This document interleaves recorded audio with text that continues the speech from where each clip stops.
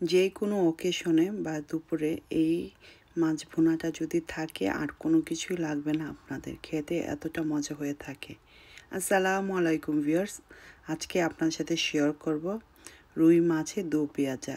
যে কোনো গেস্ট আপ্যায়নে অথবা বাসায় এই রান্নাটি করে নিতে পারেন নতুন রাঁধুনিদের জন্য আজকের এই রেসিপিটি। এখানে আমি নিয়েছি রুই মাছ। পছন্দ মতো করে স্লাইস করে নিতে পারেন। আমি আমার পছন্দ মতো করে স্লাইস করে নিয়েছি। টারমারিক আর সল্ট দিয়ে ভালো করে মাছগুলোকে মেখে নিতে হবে। মাছগুলোকে অবশ্যই ভালো করে ম্যারিনেশন করে নেবেন, এতে করে ভাজাটা সুন্দর হবে, কালারটা সুন্দর আসবে। একটি ফ্রাই প্যান বসিয়ে দিলাম। ফ্রাই প্যানটা যখন গরম হয়ে যাবে দিয়ে দিলাম কুকিং অয়েল। পরিমাণ মতো কুকিং অয়েল দিয়ে দিবেন। এখন আমি দিয়ে দিব মাছগুলোকে আমি সুন্দর করে দুপাশ সুন্দর করে গোল্ডেন ব্রাউন করে ভেজে নিব। 3 to 4 মিনিট হলেই হয়ে যাবে। সবগুলো মাছ এক এক করে দিয়ে দিচ্ছি, দিয়ে ভালো করে হাই ফ্লেমে এটাকে রান্না করে নিব। সুন্দর করে ভেজে নিব। এখন মাছগুলোকে উল্টিয়ে দিব। এই মাছ রান্নাটা খুবই ইজি, গেস্ট আপ্যায়নের জন্য সবচেয়ে ইজি এই রেসিপিটি আজকে আপনার সাথে শেয়ার করছি। বাসায় যখনই মেহমান আসে দেখা যায় ঝটপট করে রুই মাছটাই আমরা বেশিরভাগ রান্না করে ফেলি, এতে করে ঝামেলাটা খুব কম হয়।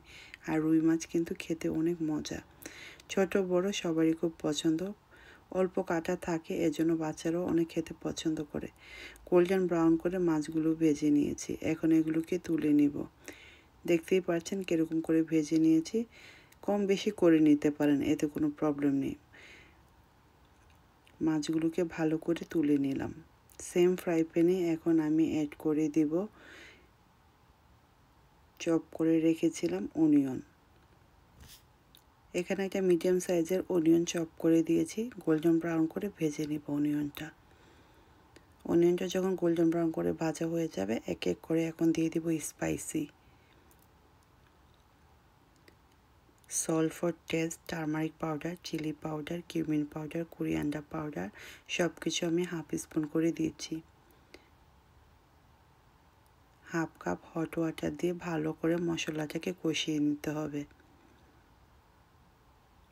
মশলাটা যত ভালো কষানো হবে মাছ রান্নাটা তত বেশি মজা হবে।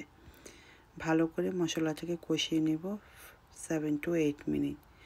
পানিটা শুকিয়ে যখন এরকম তেল বের হয়ে যাবে, একটা সুন্দর অ্যারোমা বের হবে, তখন বুঝতে হবে মশলাটা কষানো হয়ে গিয়েছে। এখন অ্যাড করব আগে ভেজে রাখা রুই মাছগুলো। এক এক করে বিছিয়ে দিব রুই মাছগুলো ফ্রাই প্যানে।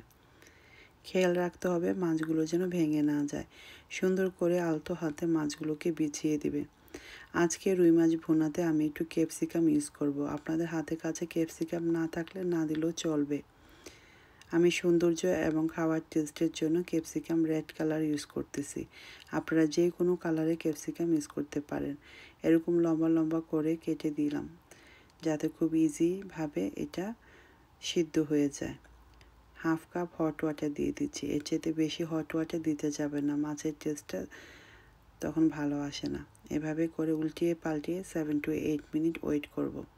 কিছু গ্রিন চিলি আর রেড চিলি দিয়ে দিলাম, এতে করে ফ্লেভারটা খুব ভালো আসে। রেড চিলিটা দেখতে কালারটা সুন্দর আসে, গ্রিন চিলিটাও কালার সুন্দর আসে। ওয়েট করব 7 to 8 মিনিট। উল্টিয়ে পাল্টিয়ে যখন মাছগুলো এরকম হবে তখন একটু উল্টিয়ে দিব। উল্টিয়ে দিলে ওপাশটা সুন্দরভাবে মশলাটা ঢুকবে মাছের ভিতরে।